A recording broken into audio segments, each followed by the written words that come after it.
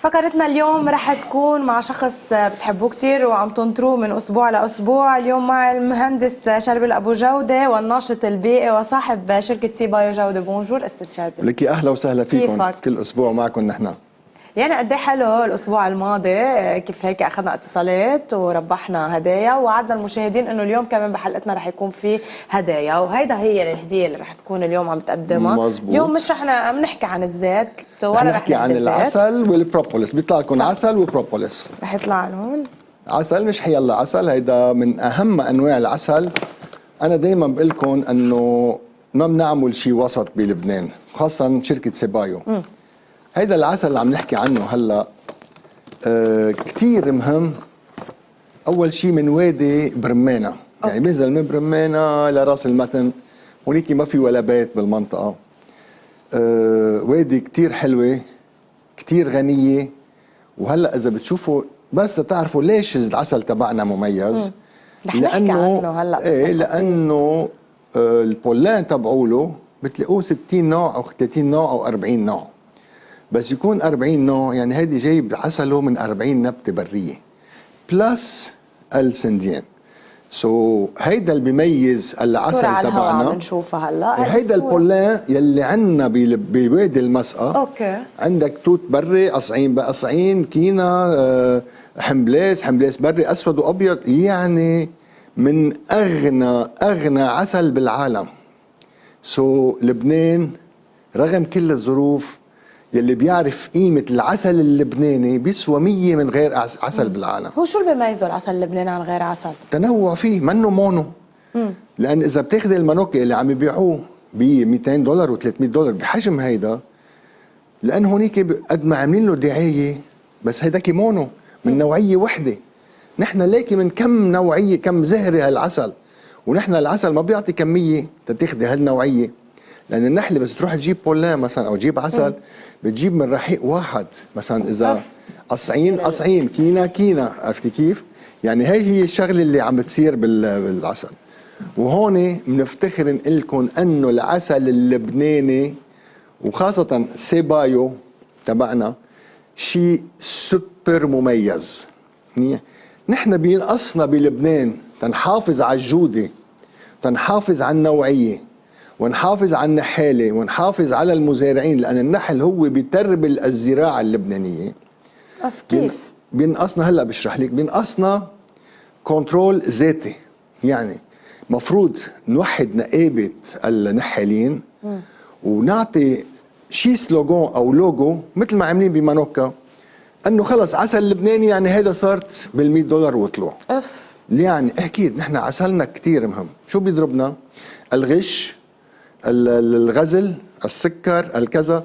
هودي عم يقضوا مش على النحال يلي هن عم بينزعوا على المزورين، عم يضربوا كل قطاع النحل بلبنان. فهودي مش بس مجرمين بحق الشعب اللي عم يستهلكهم، مجرمين بحق الزراعة والمنطقة وكلبنان ككل. هيدي عن جد لازم لهم ملاحقة والقضاء عليهم نهائي. يعني لازم نمنعها هي شغلة أخلاقيا واقتصاديا. بس الشرب هنا يعني شو بيكونوا عم بيعملوا؟ اول شيء بحطوا سكر، وبيجوا بحطوا شيء ملعقه عسل او 2 سم عسل على الوجه.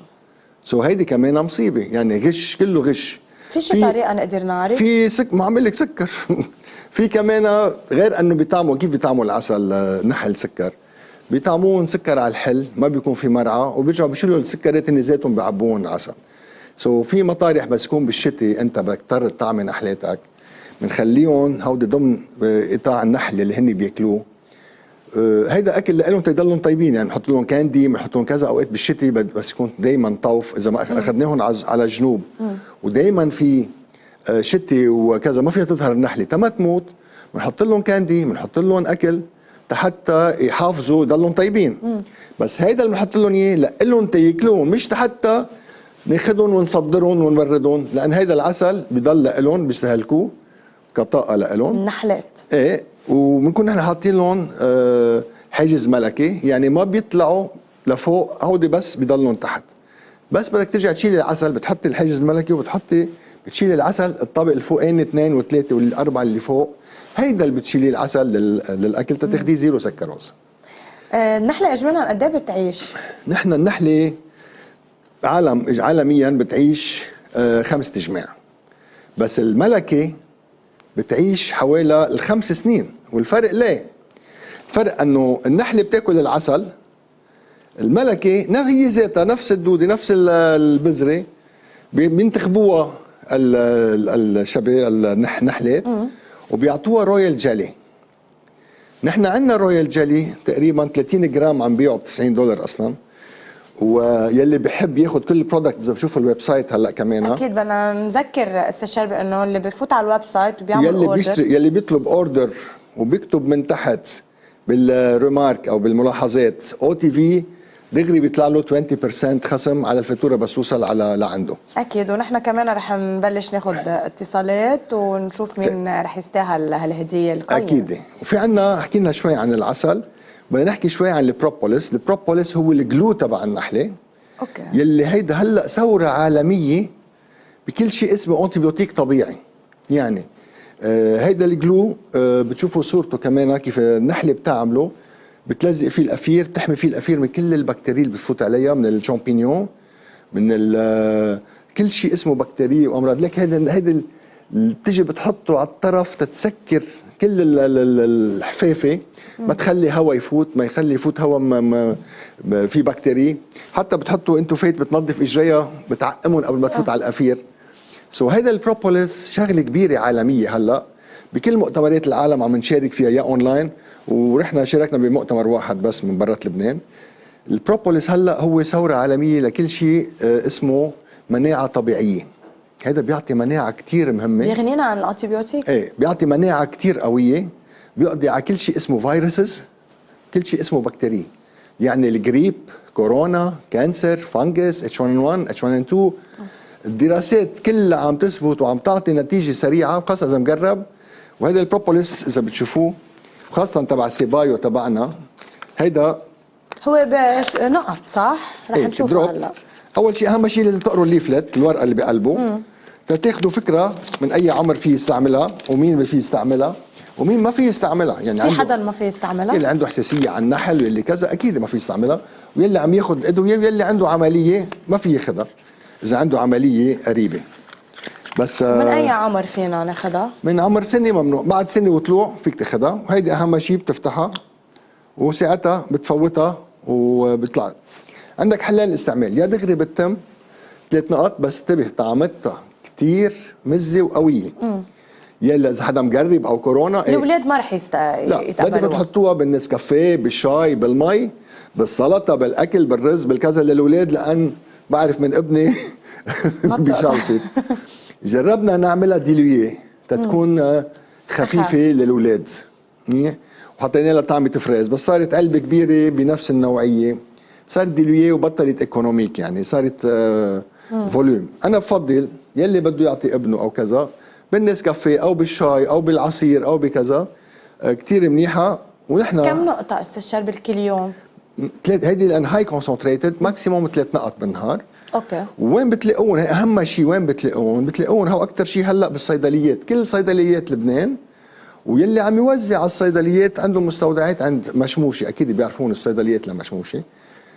ما في يقول بلا صيدليه تقول انه ما عندي، يلي ما عندها فيها تطلب ثاني نهار بيوصل لعندها من عند مشموشه، ويلي لا بيتصل فينا كمان نحن بنبعث او على الويب سايت. اوكي، او على الويب سايت دايركت اونلاين بيطلع لك خصم 20% دايركت على الويب سايت سيبايو جوده. اوكي.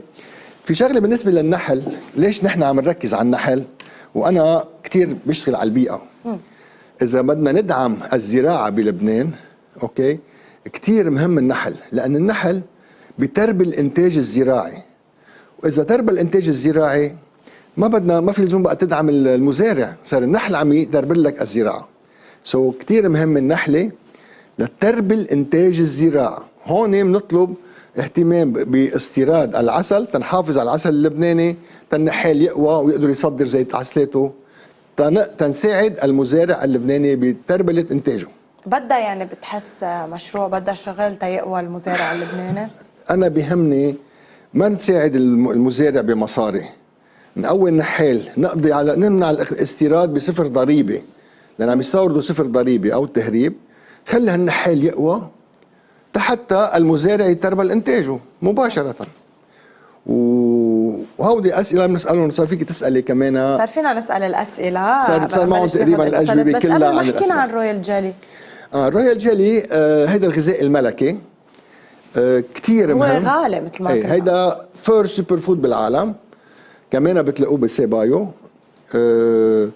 كثير مهم، كمان قوي للمناعه، بيعطي باور، بيريح الاعصاب، بيطول العمر. انتبهوا النحله بتعيش 5 سنين اللي بتاخده، يعني هيدا بيتربي للعمر لان بيروق لك اعصابك، بس بيعطيكي قوه بشكل مش طبيعي، يعني جنسيا رياضيا، يعني بيروق الاعصاب، بيروق الاعصاب وبيعطي باور. يعني هيدي غريبه بالرويال جيلي، بتحسي حالك مرتاحه بس عندك باور مش طبيعيه، يعني بضل عندك همه وما في شيء. رح ناخذ اتصال استاذ شربي كمان نطر يلا تفضل.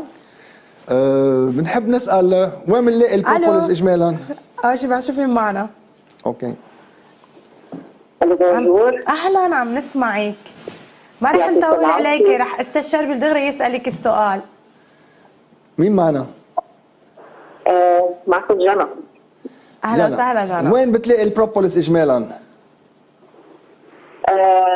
شيء بالصيدليه، مشموشه، هيك شيء حضرتك قلتها هلا على الهواء. مزبوط، مشموشه الموزع، وبالصيدليات بكل صيدليات لبنان. مزبوط، تربحي معنا باكج حلو كتير، عسل وبروبوليس اثنين سوا. عسل وبروبوليس. كمان بدنا نقول للمشاهدين اي حدا حابب يعمل اوردر يفوت على sibayojaude.com او يكتب بالكابشن اما مسج انه من قبل الاو تي في. يكتب او تي في، بيطلع له 20% من هلا لراس السنه. هيدي سبيشال اوفر للاو تي في، بس ما بتصير لمين مكان. خايشه حلو، يعني عم تاخذ. نرجع بنذكر على الفاليو تبعيتها لهالهديه، مش ماديا، هي انه هي كمان ماديا منا رخيصه، بس انه قد ايه بتكون عم تهدي كادو هيك شو بيقولوا فانسي ومهضوم وحلو. هودي من اهم برودكت بالعالم. نحن كيف وصلنا زيت الزيتون للعالميه، هلا عم نشكل العسل تنقدر نفوت فيه عالميا. عالميا ما بيقبلوا نفوت بالكومبيتيشن يكون في سنديان. نحن 90% من العسل اللي عندنا هون بالمنطقه عم يطلع سنديان. عم نجرب نشوف مناطق بعيده يكون ما فيها سنديان. ليه؟ شو السبب؟ ما عندي بيعتبروا انه المن عم يساعد النحله يجرح الشجره ويشيل منها السكر. بس بالسوق بنلاقي عسل بيقولوا لك انه سنديان، بيقولوا انه منيح. لا سنديان بجنن، بس كعسل. لانه كثير طيب وكذا، اني ما عم يقبلوا فيه برا بالكومبيتيشن، بده يكون فلاور على الحل. اتصال ثاني استاذ شربي، بدنا نطول على المشاهدين. الو بونجور. اهلا، يعطيك العافيه. ميرسي. تفضل استاذ شربي، شو بدك تسال؟ مين معنا؟ معك جوان. ما سمعنا. جوان. ايه هلا جوان. بدنا نسالك ليش شو بيفيد البروبوليس؟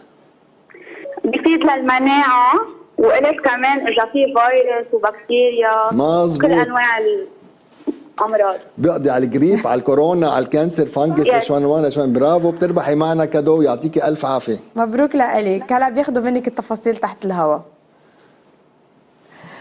استاذ شربي، هلا نحن لازم نكون كل يوم عم ناخذ بروبوليس تنحمي حالنا من انا افضل تاخذي مثلا على مده شهر، ترجع توقفي جمعه تخلي المناعه لوحدها هي تشتغل. ترجع بتاخذي شهر، ترجع تخلي مناعه جمعتين مثلا. بتعطي اكيليبر بين انت تدعم المناعه تبعولك وبين المناعه تاخذيها تما يكون في فيروس كذا، لان في كثير قصص متجدده كثير. البروبوليس يعني هالمواد الرائعه اللي جايبتها النحله، بتجيبها من الصمغ الاشجار ومن قلب الزهر، يعني شيء مش طبيعي شو مهم. وهلا المؤتمرات كلها عم تشتغل عليه، واهم شيء بس نكون نحن عم ندوبه او عم نقدر نعمل له اياه. ليش كانوا يعطوه رو ماتيريال، يعطوه حب. الحب تيفوت الجسم ويستهلكه بده كيف ما كان جمعتين او 3، بينما بيكون اكلتيه وراح دغري اخذت منه 2 ل 3%. نحن بس ندوبه بالكول 96 وش حيلا الكول تبع القمح، الويت يلي بيعملوا فيه الفودكا. اول شيء هذا صحي كتير منيح، بيعطي كمان بيقضي على البكتيريا، وهو بيدوب البروبوليس حتى بس يفوت على الجسم دغري تاخدي 100% ما يروح منه ولا ميلي، ودغري يعطيكي مناعه، ودغري يعطيكي، وخاصه انتبهوا اذا عندك جرح بتحطيه على الجرح، مش بس بيختمه وبيسكروا كمان للجرح. يعني ما بيخلي سيكاتريس وراها. شو كتير مهم. الفنجس شامبينيون على الضفر، على الايد، على الكذا، بتاخديه 3 نقاط وبتحطي دغري البروبوليس على الفنجس، رح تتفاجئوا شو هالبرودكت يعني من الطبيعه السحري. ايه فعلا كتير مهم. يعني انا كتير متاثر قديش مهم هالبروبوليس. استاذ شربل، بنظرك قد ايه بده وقت تيوصل؟ يعني انا بعرف بس تحط شغله براسك مثل ما حطيت الزيت ووصلته للعالميه، برايك هلا رح تحط اكيد العسل براسك ورح يوصل للعالميه، قد ايه بده وقت تقريبا؟ نحن مبدئيا بدنا شيء تيطلع موسم الجاي هلا جديد، لان اخذين بكذا منطقه بعيد عن السنديان، تيكونوا شوي قد ما يكونوا بعيد عن السنديان مش حيكونوا مثل بفرنسا او بامريكا. بامريكا مثلا بيبقى دواره كلها زعتر او كلها توت او كلها دوار الشمس. سو هن بيشيلوا كميات كثيره. اوكي. بس مونو. نحن عندنا 40 نوع. اقل شيء 40 نوع. وين ما عم نروح حيلا منطقه، ان كان بجبال، ان كان بعمشيت، ان كان عم نطلع على المناطق يلي ما فيها كثير، ما فيها سنديان تقريبا، وبرضه عم تطلع مخلوطه من شي 30 40 نوع زهر بري. يعني شو ما كان رح يطلع عسلنا، انا واثق رح يكون ذا بيست اوف ذا بيست. استاذ شربل، قبل ما نختم بدنا ناخذ اخر اتصال. تفضلي. الو. بونجور. اهلا. كيفك ريتا؟ منيحه. مين معي؟ بدي سلم عليك وعلى مسيو ابو جوده. يا اهلا وسهلا. مين معنا؟ نيكول خير الله معك. اهلا نيكول. يعني انت اخر اتصال معنا مع استاذ شربل، بده يسالك سؤال واكيد رح تربحي معنا جائزه من عند سيبايو. اوكي. شو اهميه النحل بالزراعه؟ صعبته شوي. بتربي الانتاج الزراعي. انا في لكم شو صار لي شي ربع ساعه ناطره على التليفون جوا والتلفزيون برا. ما عم تسمع ناطره على التليفون. ما عم بسمع كثير. طيب لك انا نعطيها غير سؤال. بعرف انه الرويال جيلي شيء كثير مهم، وفي منه 40 نوع العسل و كثير مهم. رويال جيلي شو يعني شو بيقوي؟ بيعطي قوه وبيعطي باور وبيقوي المناعه. برافو ماشي. هو فير سوبر فود بالعالم، كثير مهم، كثير مهم. فير سوبر فود اول غذاء عالمي. مزبوط. يعني شغله كثير مهمه وبتربحي معنا من كل قلبي. ميرسي بوكو. ميرسي بوكو. مبروك لك نيكول. جوايو نوال ينعاد عليكم عقبال كل سنه. يا هلا. يعني استاذ شربي للاسف خلص وقت وحضرتك جايب كثير هدايا كان بدك تربحهم، مش مشكله رح ترجع تطل معنا الله رد الاسبوع الجاي، وكمان رح نكون عم نربح المشاهدين ونكون هيك قريبين من كريسماس. على الارجح الاسبوع الجاي رح تكون عم تطل معنا نهار الثلاثاء، يعني ليله العيد. اهم شيء ما يكون، لان عندنا كومبيتيشن بمصر هلا. صح، رح عندنا كومبيتيشن بمصر لاعلى جوده زيت زيتون بالعالم تبع الاهرامات. مبدئيا رح نشارك فيها، وشهر الجاي باوله في عندنا شو اسمه معرض العملاء اللي حيصير بالهند، وعم نشتغل مع سفير الهند حتى نبعث الزيت اللبناني ويخففوا علينا كل هالمشاكل والتعقيدات بالتصدير على الهند، حتى يصير عندنا زيت اللبناني يفوت بسهوله على الهند ويطلع بكل. يا رب. اكيد تبقى بتخبرنا المستجدات بحلقاتنا. إذا أنا ما كنت زبطوها بغيابي ونظبطها أنا بخبرهم. أوكي. شكرا لك أستاذ شربل. ميرسي لكم. مشاهدينا رح نتوقف مع فاصل قصير وبنرجع.